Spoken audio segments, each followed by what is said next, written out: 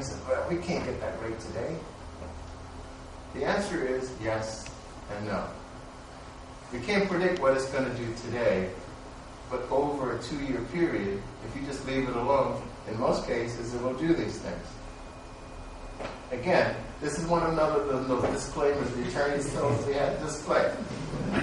Everything that I'm talking about is hypothetical. We don't take taxes into account. And what I'll do, if you need to have individual information, I can meet with you one-on-one and share the individual information. But this is just a guide, and it says that stocks, they will go up and down. This is a chart that I've created to explain how the market works. And I made it simple so that people can understand. From the chart before, it said the interest rate says you would earn on bonds 3.7 to 5.7. That's what government bonds pay. It's not there to grow, it's there to give you income. That's all it's designed to do. So let's say, for example, your income, you needed to save $50,000 to cover your expenses. If you had $100,000 to cover your expenses, wouldn't that be more than enough? If you only needed 50. So therefore, the things that you need for a 2-year period should always be on the short-term side. But the things that you need to cover outpace inflation, if it's not on the long-term side, you're missing a great opportunity. The funds that are on the growth side will do 2.5 to 3 times what it will do on the fixed side. So as a result of that, people said, well, okay, let's put fund in stocks. Stocks is real simple to figure out. There's only 9 boxes or places you can put it. You can either put it in growth funds, or you can have it in value funds up to that point.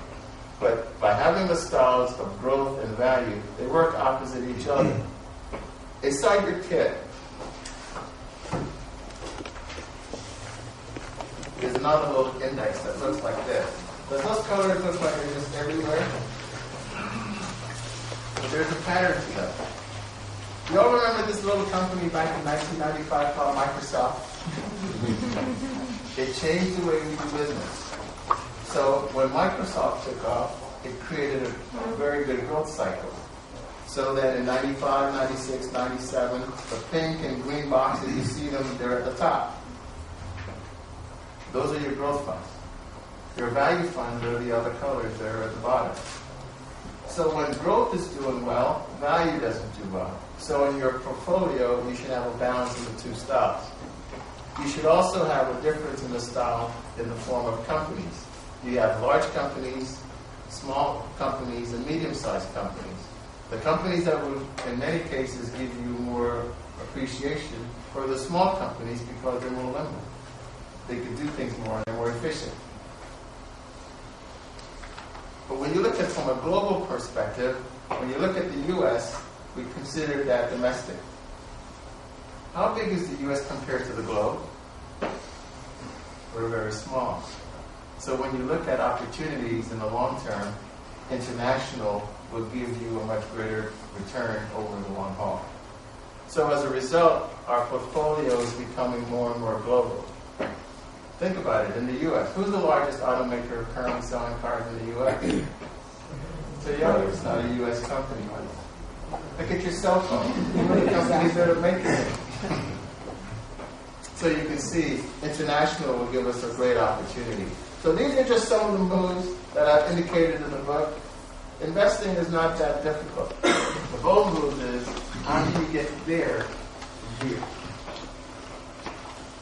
And start with one step at a time. See, most of the time we get comfortable where we are. We never step out of our comfort zone. Because when we step out of our comfort zone, it's not comfortable. So when you want to step out of your comfort zone, just do it with a professional that can assist you.